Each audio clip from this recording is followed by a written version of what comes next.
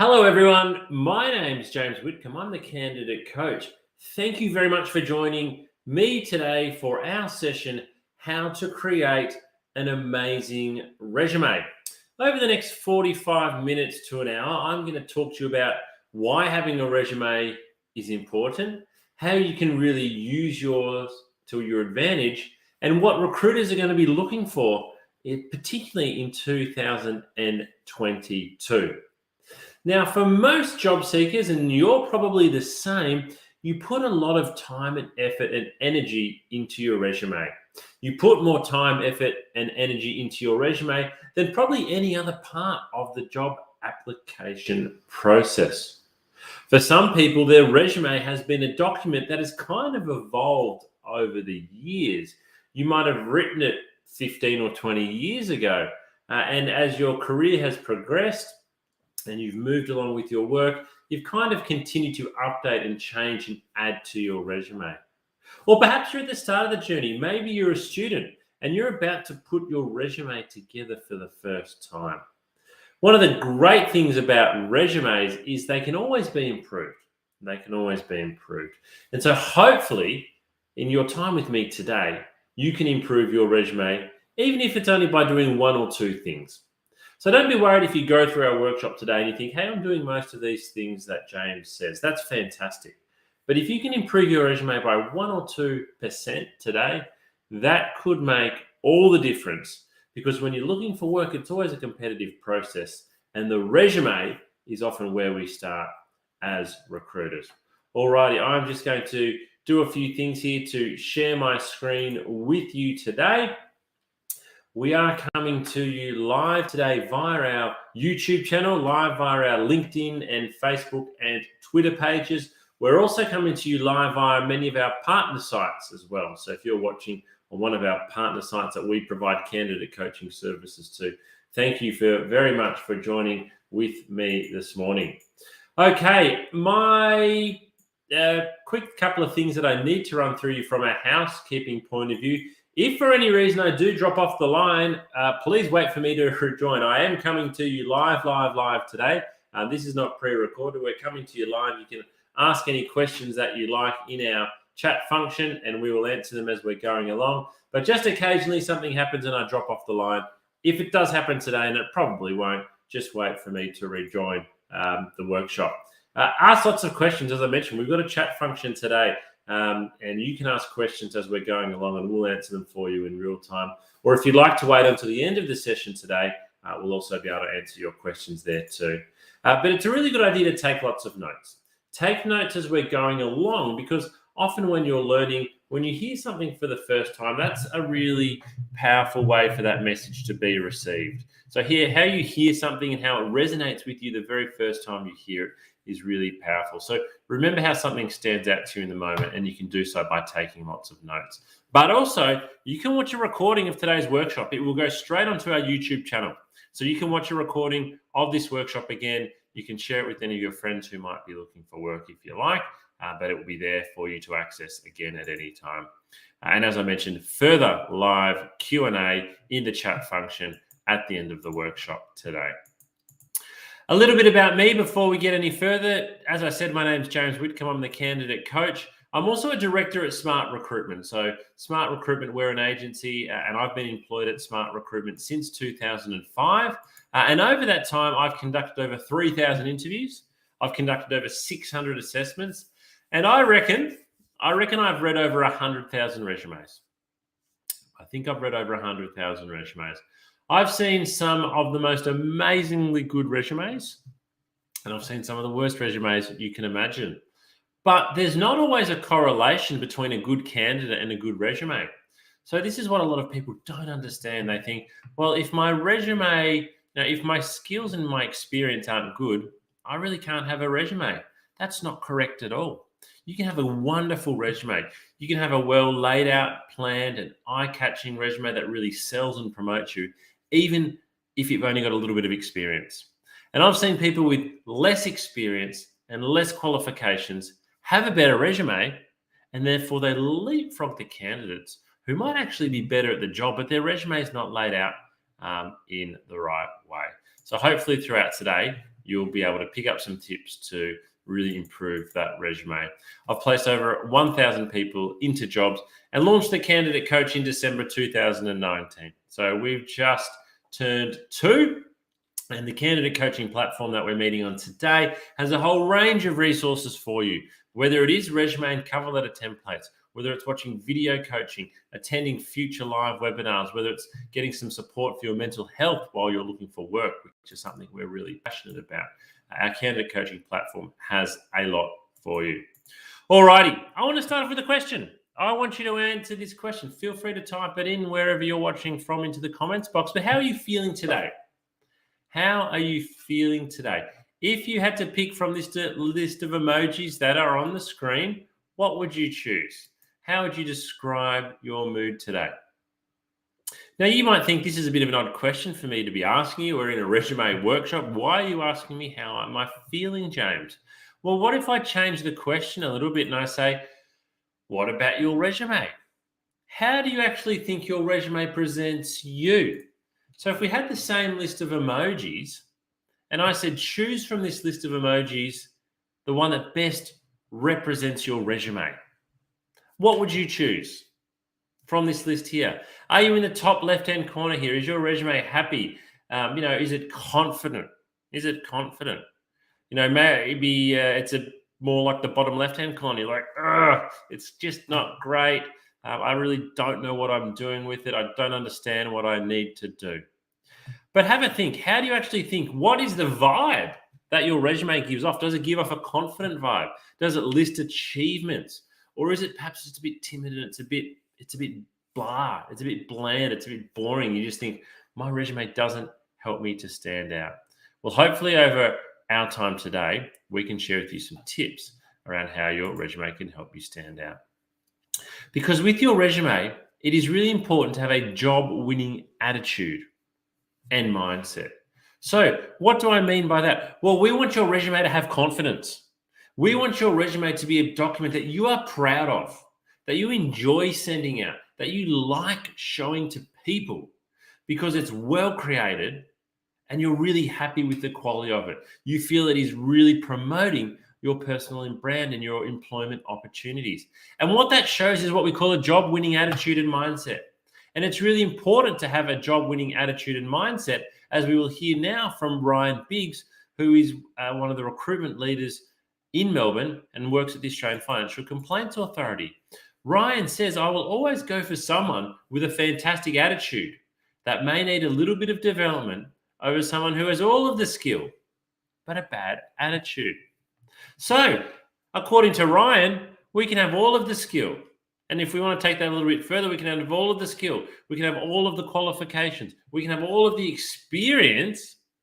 But if we don't have the right attitude, somebody with less skills, less experience, and less qualifications will beat us to getting the job. So on our resume, we need to show our attitude. We need to show our job-winning attitude and our mindset. So easy for me to say that, isn't it? It's easy for me to say, have a job-winning attitude, have a confident resume. But how to actually go about doing that? That's what we're going to show you today. Because a resume and a cover letter will do that. It will show your attitude. It will show your confidence, and it will show your intent.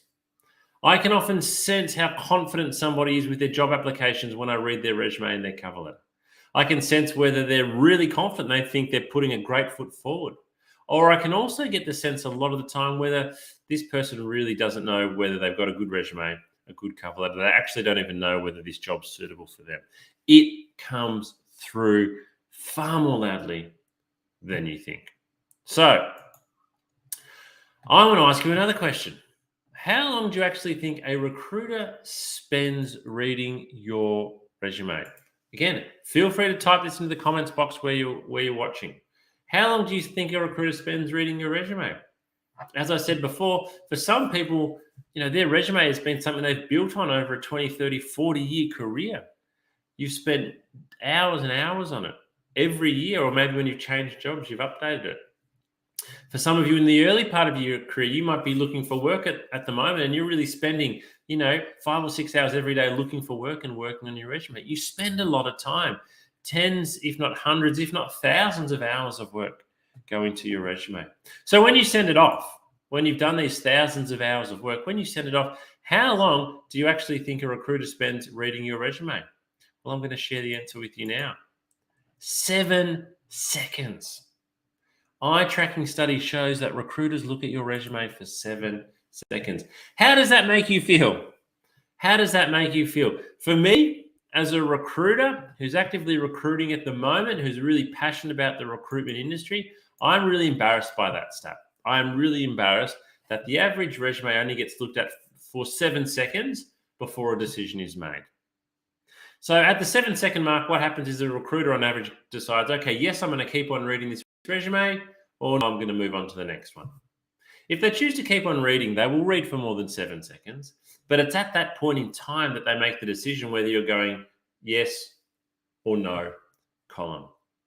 So for most job seekers, this makes them feel quite forlorn. It's a really kind of disappointing outcome. So we can dwell on that if we like. Oh, that's terrible. Recruiters only look at resumes for 7 seconds. Or what I think we should do is take that information on board and go, okay, I've got 7 seconds here. I need to base my resume around this notion that it's got to stand out in the first 7 seconds. Because if it doesn't stand out in the first 7 seconds, guess what?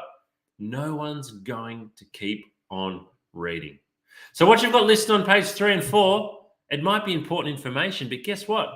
Is a recruiter going to get to page 3 or 4 in 7 seconds? Definitely not. They're really probably only going to be looking at the front page. So let's have a look into this article in a little bit more detail and find out what we can learn. So I'm going to read this to you, and if I look like I'm looking over here, that's because it's where my presentation screen is. We're going to focus on dot points 2 and 3 here. So resumes that succeeded in capturing the recruiter's attention featured simple layouts with clear sections and heading titles.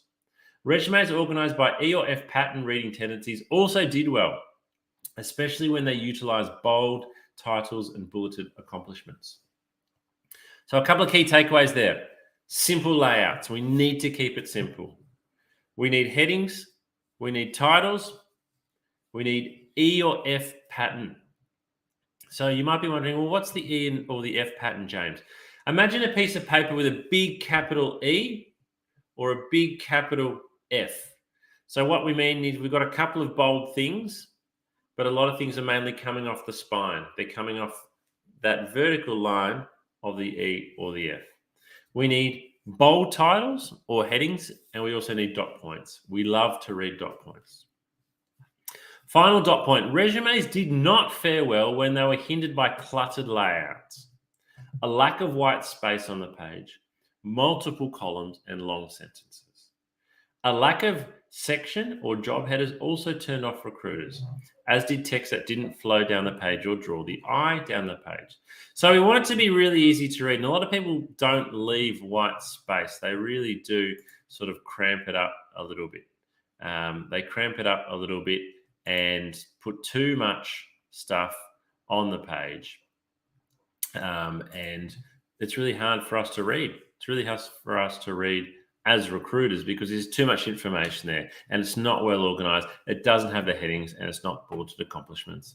So focus, maybe take a screenshot while we're here. Dot point number 2, this is what we need to do. Simple layouts, clear sections and heading titles, bold titles and bulleted accomplishments. So effective resume writing, let's get stuck into it. What actually is your resume? So let's start off by defining what your resume is. Well, it's a factual account. It's a factual account of your employment and your study history. So when we say factual, it's got times, dates, location, people's names, duties and responsibilities, company names, places, educational institutions. So it's factual. But it also needs to highlight your skills and abilities and sell you. Your resume needs to sell you. Selling yourself is so important. So my question to you, does your resume sell you? Do you think that your resume sells you? My brother recently sold his house and I'd visited his house a number of times. He had a lovely house. It was quite nice.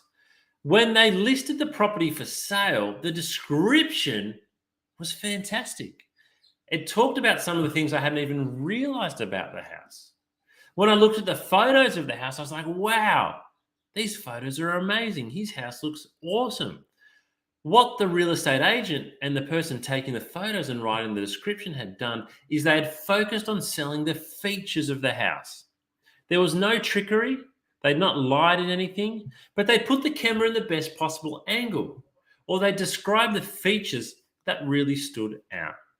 Did they mention some of the things about the property that were a bit tired and dated? No, of course not. Did they take photos of the room that were a little bit dark and dingy? No way. Of course not. They highlighted the best parts of the property because they want to sell it. That's the attitude you need to take when you are looking for work. You need to sell yourself.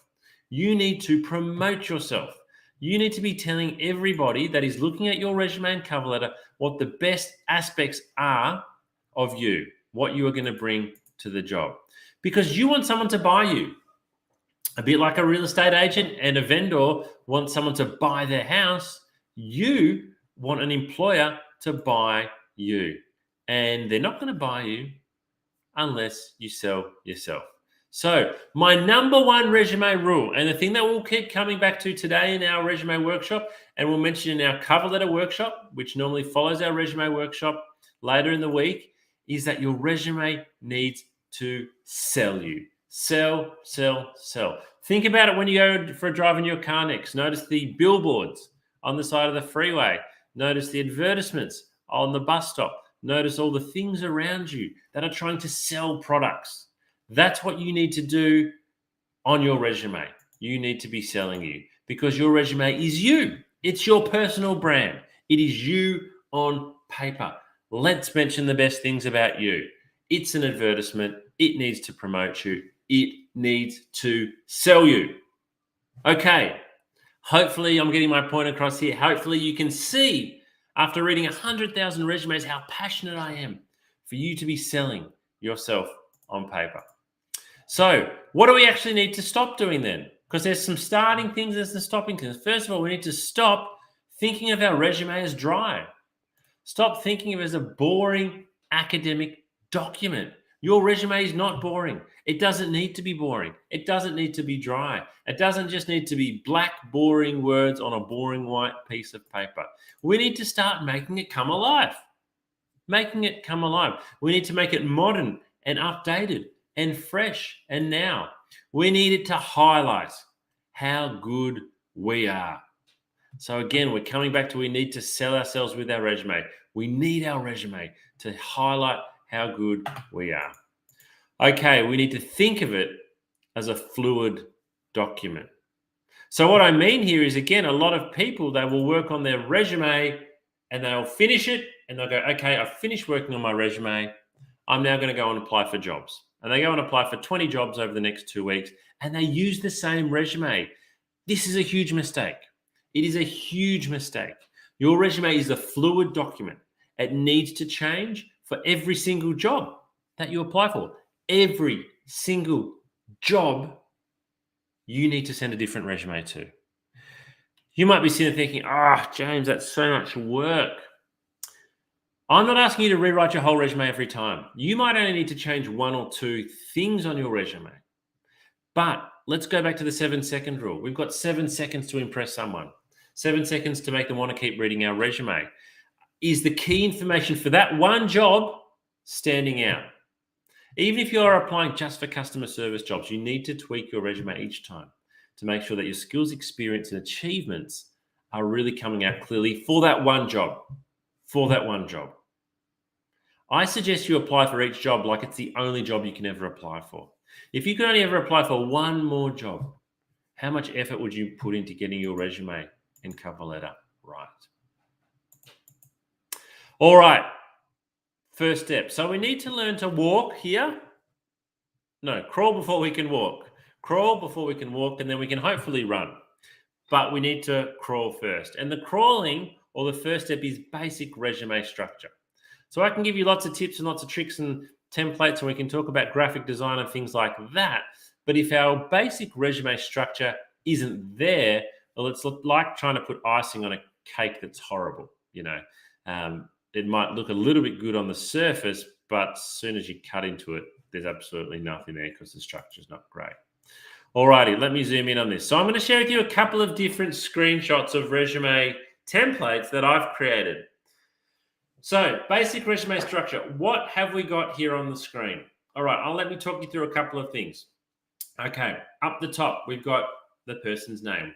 We're calling him Joe Citizen here. This is just an example. It's not a real resume. We've got his name. It's bold. We've got a little bit of iconography there. We've got the LinkedIn logo, and then we've got a house, a phone, and an envelope. So I've got all the contact details letters there. I like to see a LinkedIn profile on the top of a resume.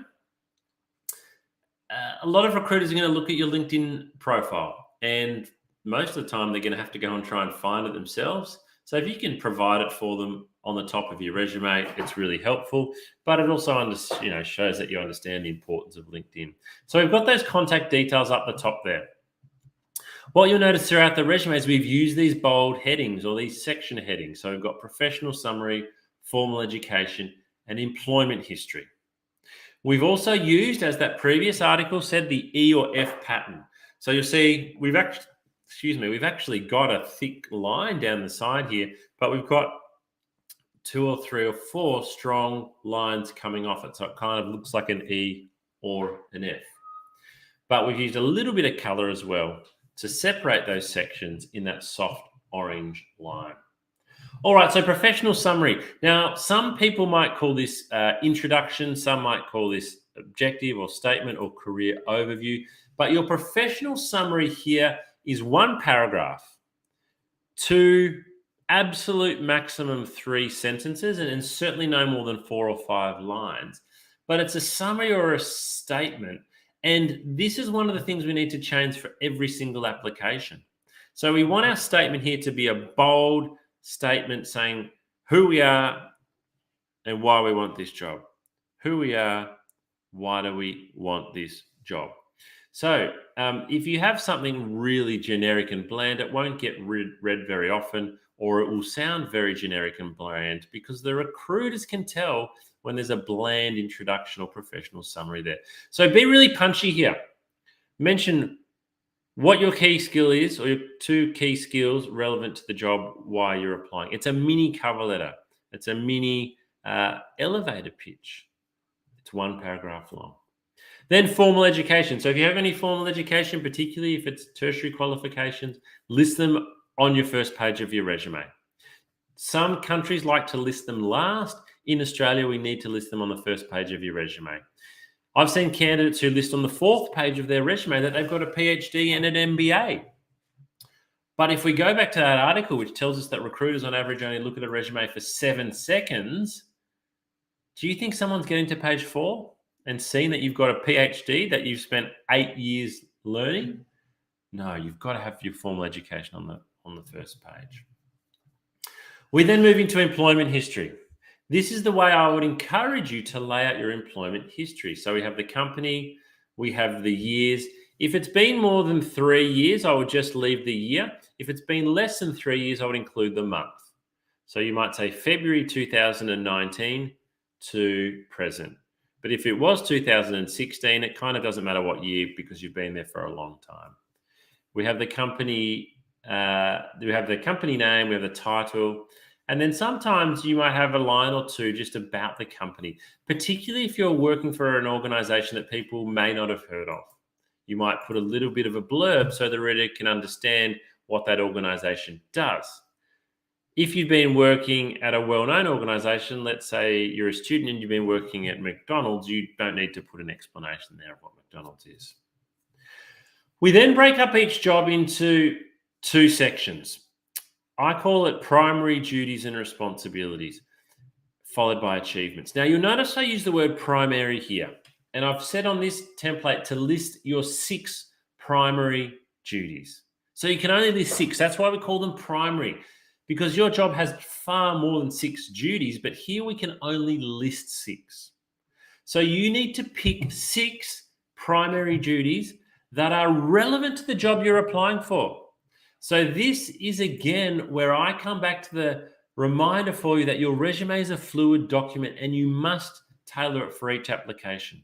You can only put 6 dot points in here. So look at the job advertisement and put 6 dot points on your resume that the job advertisement wants to see. Then for the next job advertisement, if it's not asking for the same 6 things, we need to change them. We don't lie, we don't make stuff up, but we can only pick 6 things here. So we need to pick the 6 things that are going to sell us for this one job at this one time. And then underneath that, we have achievements. And I've got list 3 to 4 achievements that you made in the role. Really important to list some achievements here. And I'm going to talk to you and show you how to do that a little bit later on. But achievements is really about where we sell ourselves the most. This is where we sell ourselves. Your primary duties and responsibilities, most of the recruiters know that. And I'll use McDonald's again as an example. I've got a pretty good understanding of what somebody does if they work at McDonald's or KFC or something similar. I know what you did. But it's your achievements that show me how well you did it. And that's how you can stand out from other candidates, by showing how well you did and listing your achievements. It's absolutely critical. All right, let's have a look. Let's have a look at another template. This one here. So we've got a slightly different layout here. What you'll notice, first of all, though, we've got clear different sections. Again, I've used some lines, some straight lines here, and we've put in another category down the left-hand side. So let's start with the top. We've got name, address, email, LinkedIn profile. So we've got those details on the top left here. We've got the introduction again at the top, whether it's introduction, career summary, a resume objective, whatever you like to call it. We've got education, and then we've got employment history. And again, we're following the same in terms of what we're writing for each section as per the previous resume. So we've got title, company, a little bit of an introduction. We've got 1, 2, 3, we've got 6 dot points here with the primary responsibilities, and then we've got some key achievements. So one of the biggest differences, or the biggest difference on this resume, is we've got this skills and attributes column here, but we've also put it to the side of the rest of the resume. Now, some job types or some industries, and IT is one of these, skills and attributes, maybe it's IT qualifications or programming languages, are really, really relevant, and a lot of candidates need to have those on the first page. I like this layout because it makes it easy to read, and it's putting them to the side. It's not saying they're any less important, but it's kind of like saying, here's some supplementary information. Now, the great thing about both of these templates is you can go and download these templates from our candidate coaching platform. So go and get access to those, and you can complete them with your own details. So that's step 1, basic resume structure. Step 2, as you've already heard from me today, I'm really passionate about you selling yourself on your resume. And if you don't sell yourself, or your resume is not selling you, you don't have a great resume. It's that simple. Okay, but how do we go about doing it? I'm going to share with you an example of selling your experience and selling your achievements. We're not going to look at a whole resume here. We're just going to look at the last job of one particular candidate that I worked with, because this gives a great example. Okay, so this was the candidate's resume. This is how they described their job when I met them, and this was 5 years ago, or 6 years ago now, nearly. They were a sales representative, and I've changed the name of the company to ABC Company. And this lady described herself as a salesperson for the company for 3 years. She sold goods, and she traveled to meet customers and to keep them happy. That is actually what she did in her job. So there's nothing wrong with that description. She's not telling us anything false. But when I had a phone interview with this candidate, I was like really impressed with what she had to say. And then when I had a face-to-face interview and I heard what she did and what she'd achieved, I was blown away. Now, in many ways, she was actually lucky to get that first phone interview. She mainly got that first phone interview because she had a tenure of 3 years as a sales representative. And as an experienced sales recruiter, I know that 3 years is a good tenure for sales, because it's a really tough job where you need to handle a lot of rejection, you need to achieve results, and you need to have a lot of resilience. So I generally have a phone interview with nearly everybody if they've worked in sales for 3 months. So she was lucky to have that phone interview. She was lucky to get to the face-to-face interview. but I ended up being blown away when I met with her. So this is her resume before. This is how we described her job after. So same person, same job, resume laid out in a better way. So what you'll notice here, we've got the bold headings. We've got primary responsibilities and we've got achievements. I've actually done, and I did say this was in 2016, I've done 1, 2, 3, I've got about 9 dot points here for responsibilities. It's probably a little bit more than I'd recommend now, but as you can see, each dot point is quite short. So each dot point, apart from maybe the third one, is quite short. So you can have a few more than 6 if they're short, but if they're sort of 1 to 2, 1.5 to 2 lines, you probably only want 6. So let's look at the responsibilities first. What this does is it gives the reader a great understanding very quickly. So the first dot point, maintain regular contact with a large portfolio of business clients. That helps me straight away understand a little bit of what she did. If we look at the third last dot point there, attend at least 3 new business appointments per day. Putting numbers on your resume is a wonderful thing to do because it helps the person reading it to really understand. I can quantify what 3 new business appointments a day is. That's 15 a week. That's 60 a month. That's, 720 or so a year. But if you just have 10 new business appointments, I don't know whether that's 1 a day, 1 a week, 1 a month, or 1 a year.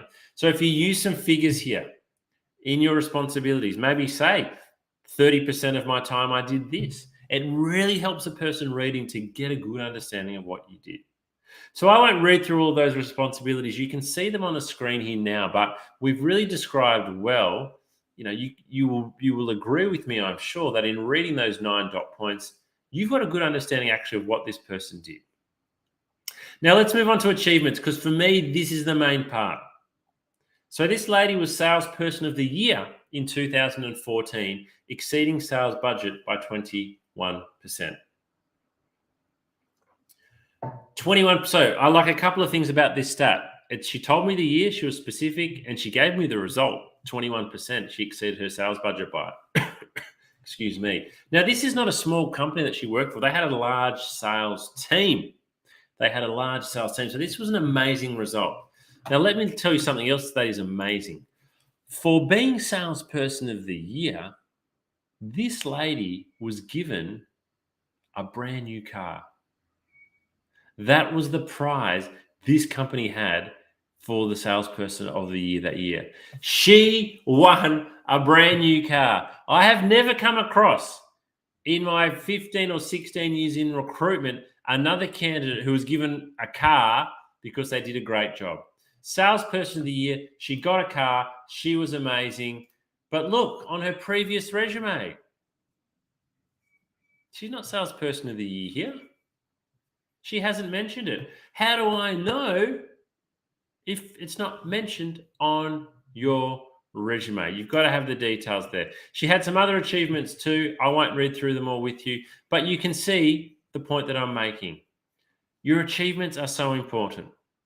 Now, you might be sitting there thinking, well, James, look, it's all well and good for somebody to put Salesperson of the Year to have, I got 21% of my sales budget. I work in a role, for example, where we don't have targets.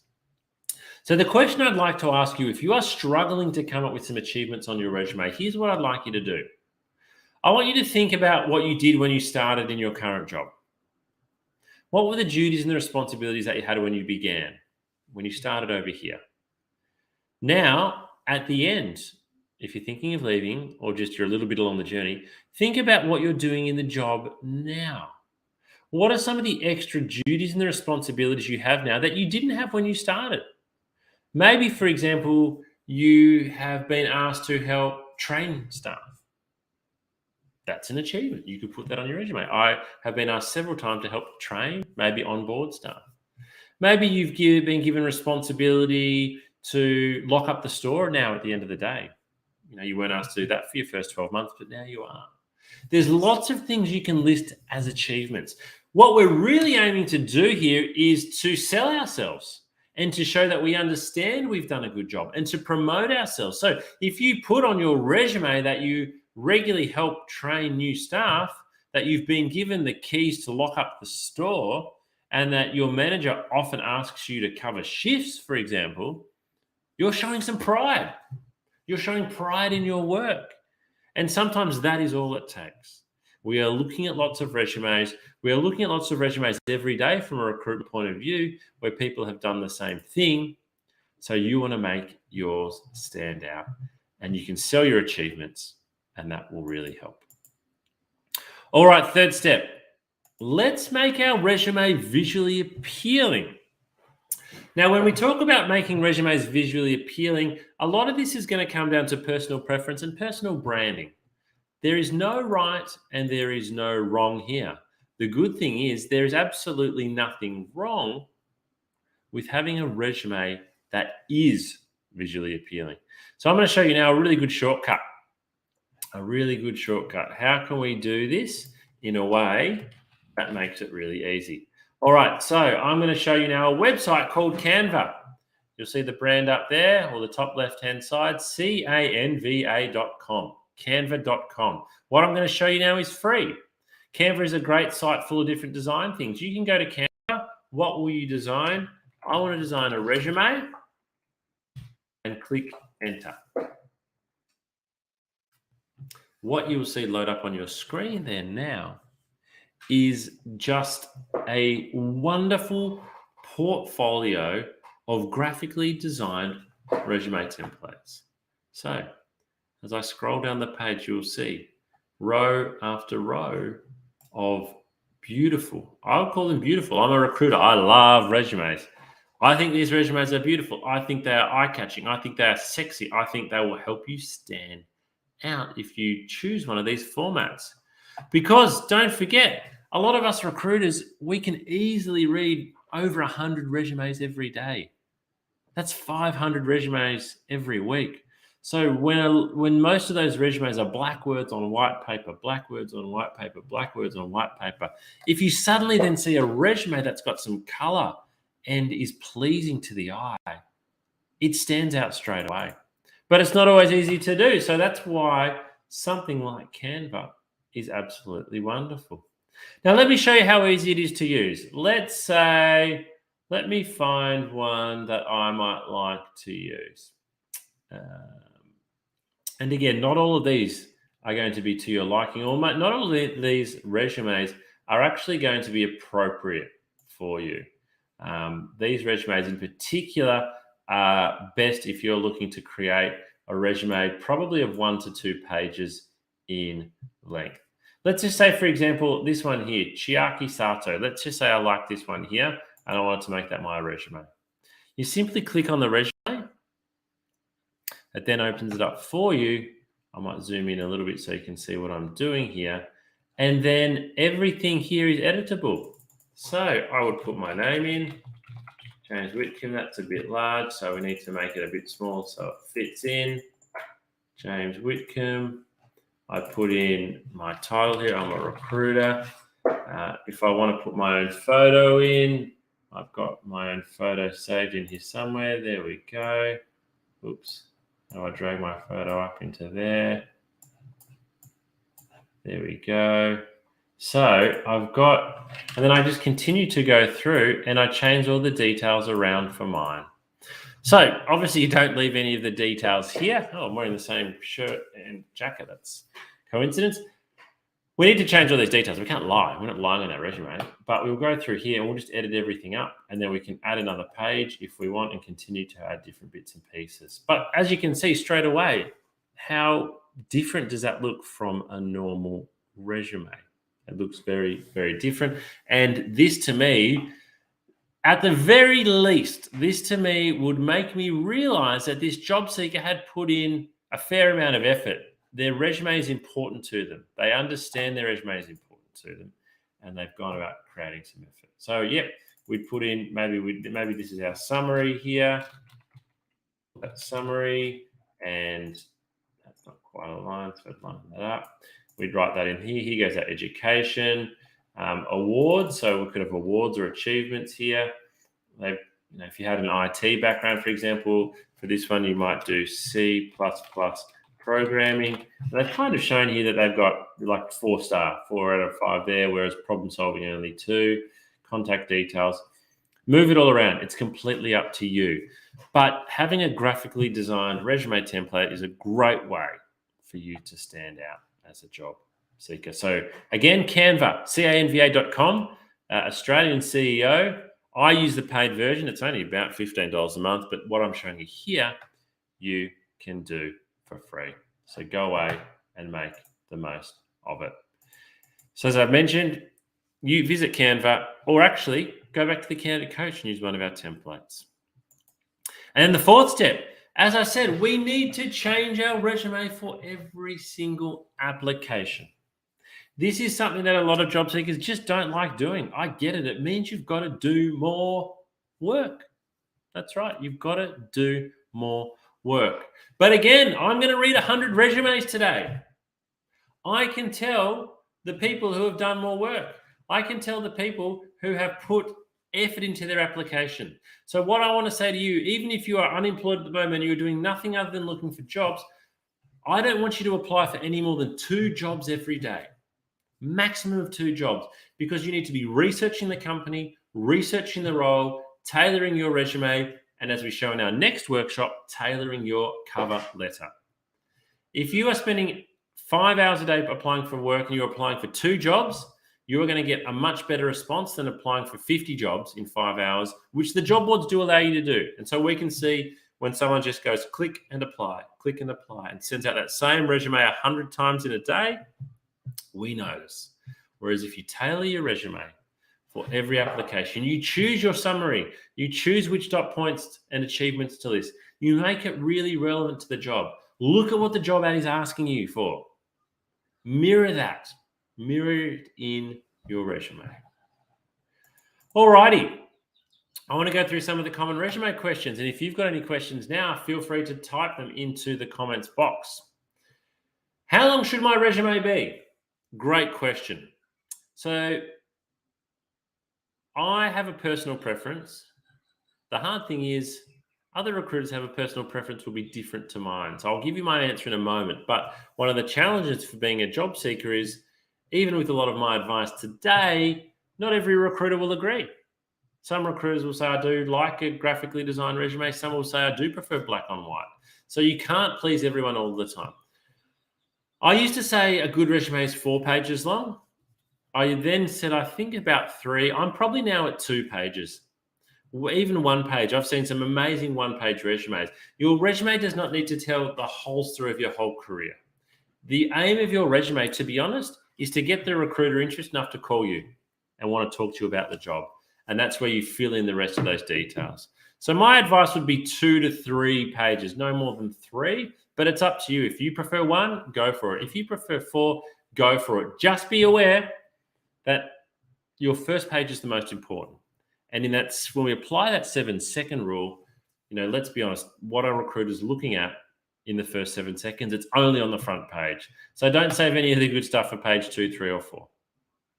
Should I include a photo of myself on my resume? This is a very big question. The answer is, it's completely up to you. So what have I said to you several times today? Your resume needs to sell you, needs to promote you. It's an advertisement for you. It's your personal brand. So let me ask you this. If you put a photo of yourself on your resume, do you think this helps to sell you? Do you think it actually detracts you from your chances of getting the job? Only you can answer that. Only you can answer that. What you need to be aware of if you put a photo on your resume is that people are going to judge you based on your appearance. Even if they're the world's most unbiased recruiter, we all have what we call unconscious bias. When we see a photo of someone, in our mind, we make assumptions and we are biased towards the way some people do and don't look. So if you have a photo on there, it's got to be professional. It's got to be corporate. It's got to be smiling. It's got to be well presented. If you want to put it on there, go for it. If you don't want to put a photo on your resume, don't worry about it. A lot of candidates get angst over whether or not they should or shouldn't put a photo on their resume, where it probably doesn't make a big deal either way. Should I include references or academic transcripts on my resume? I like it when a candidate mentions their reference contact details. So the last section on your resume, you might have reference details and you might just have their name and their title. What that shows me as a recruiter is it often makes me think, oh, this person's listed a senior person here that obviously the candidate is confident they're going to get a good reference. Don't include written references and don't include academic transcripts unless you've been asked to. And do you need to include every job that you've ever worked in? My answer is no. My answer is no. If you've had a 25-year career, we want to focus on the last 5 to 10 years. The job you had from 2000 to 2005, for example, the skills and experience you got in that job are not going to be anywhere near as relevant, given it was 20 to 17 years ago, as what you've done now. So normally what I would do is you might list, the jobs from the last 10 to 12 years in great detail. And then, for now, you might have roles prior to 2010, and you might just literally dot point company name, your title, and the years. Alrighty, so a summary of today. Sell your skills, sell your experience, and sell those achievements. You really need to sell your achievements. Make your resume easy to read. We've talked about this in particular with the layout and design. We need white space, clear section heading titles, and bullet points. It should be visually appealing, and it's okay to be bold. It is okay to be bold, and your resume must be tailored for every single job. Alrighty, if you've got any other resume questions, please type them in now. We are answering your questions as they come in live. So feel free over the next couple of minutes to type the questions in. But just a word, if you are still wanting more assistance, we've got so many resources available for you on our candidate coaching platform. We've got video coaching episodes taking you through the whole journey, whether it's resumes, cover letters, interview techniques, salary negotiation, the whole lot. We've got those templates that I mentioned you can download. We've got downloadable interview questions based on individual industries. We have online assessments you can take. Practice your skills for the job you're going for. We have checklists like the video interview checklist you can see on the screen there now, which will help you to make sure you're best prepared for a video interview. We have articles that you can read. We have specific advice and tools for executive job seekers, and we have mental health support. And all of this, as well as our live upcoming workshops. We run 8 workshops most months of the year, 2 to 3 workshops most weeks of the year. All of this is available for you for free on your candidate coaching platform. Would love to get your feedback from today. Please take some time to complete the 2-minute survey. You will see that on your screen now. We would also love for you to follow us on LinkedIn. We post a lot of information on LinkedIn, a lot of tips, a lot of tricks, a lot of tools. We advertise all of our upcoming workshops. So please follow our LinkedIn page. That is The Candidate Coach, all one word, but maybe take a screenshot of that because we're about to move on. We've got some questions coming through in the chat. I'll answer those just in a moment via the chat. But we'll finish today with this particular video. This video here is really important to us because a lot of people, whoops, what have I done there? Gone to the wrong screen. A lot of people do struggle with their mental health when they're looking for work. And it's not something that anybody should be ashamed of. So in this video, we're going to show you how to look after your mental health when looking for work. We look forward to seeing you at our next workshop. Thanks very much for joining us today. The chat function will be open until there's no more questions. Enjoy the rest of your day.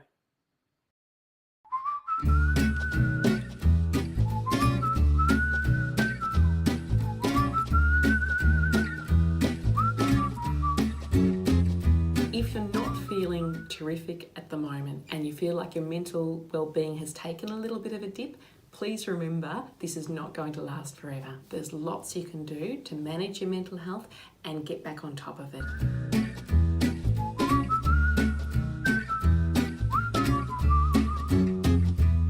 I am Dr. Sarah Barker. I'm a clinical psychologist. I've worked in workplace mental health with Black Dog Institute for the past 7 years.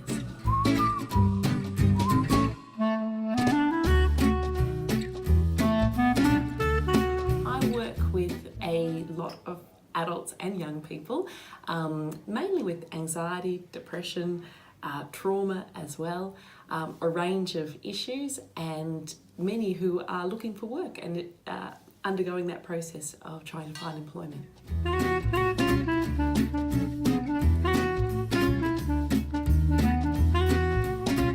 Looking for work causes mental strain because our identity is tied up with our work. Work gives us meaning, it gives us purpose, it gives us company and connection. So it's stressful for lots of reasons looking for work, and it can take a toll on our mental health.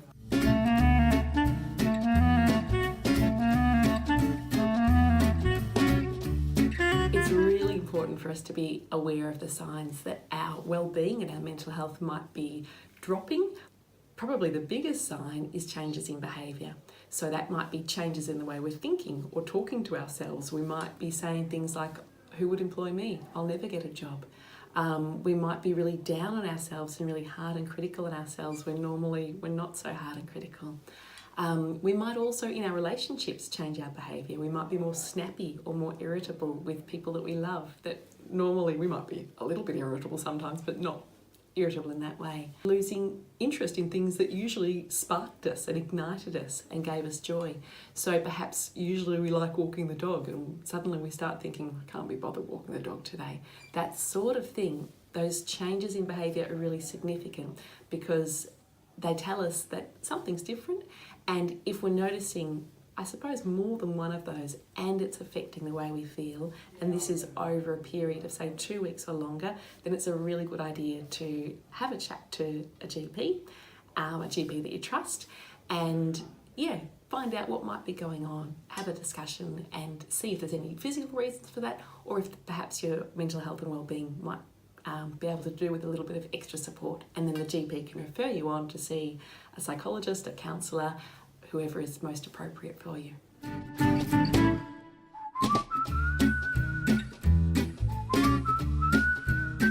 There are so many great things you can do to look after your mental health when you're looking for work, and it's really important that you do. My very top tip would be really talking kindly to yourself and being compassionate with yourself.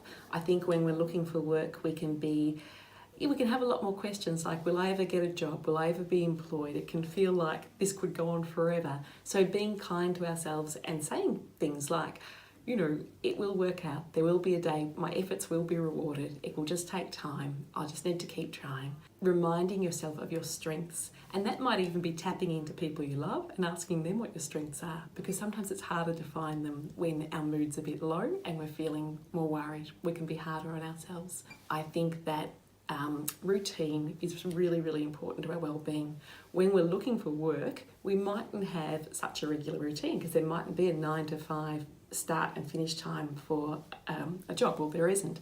So instead, thinking about looking for work as a job in itself can be helpful.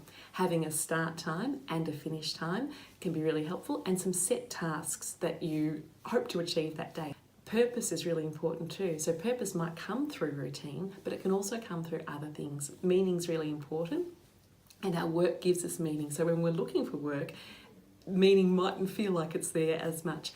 Part of what we can do is infuse those tasks with meaning. So I am doing these things today, I'm looking for work, and that is meaningful in itself because there's an end goal to this. It will be something that's good for me and good for the people that I love as well.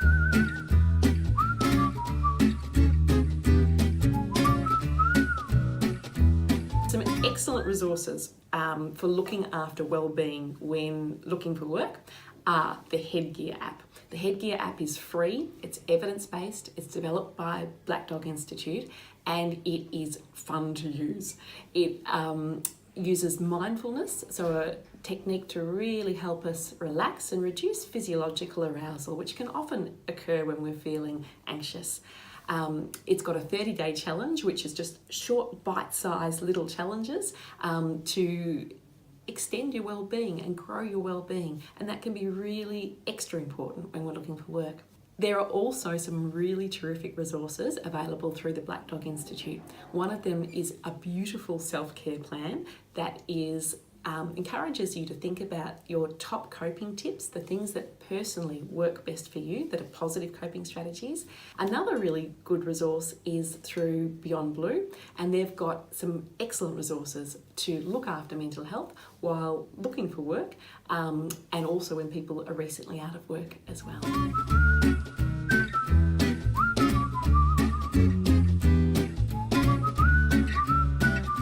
Probably time to seek professional assistance when you notice your mood is lower and you're feeling more down than usual, when you're worrying more and perhaps worrying excessively about things that you wouldn't normally worry about, and perhaps in your relationships too, when you're more tense with people and perhaps more snappy or irritable. All of these are signs that perhaps our mood is not in the greatest space, and our well-being is not in the greatest space, and that it can be a great idea then to chat to your GP, who can then refer you to an appropriate person to help you strengthen your well-being.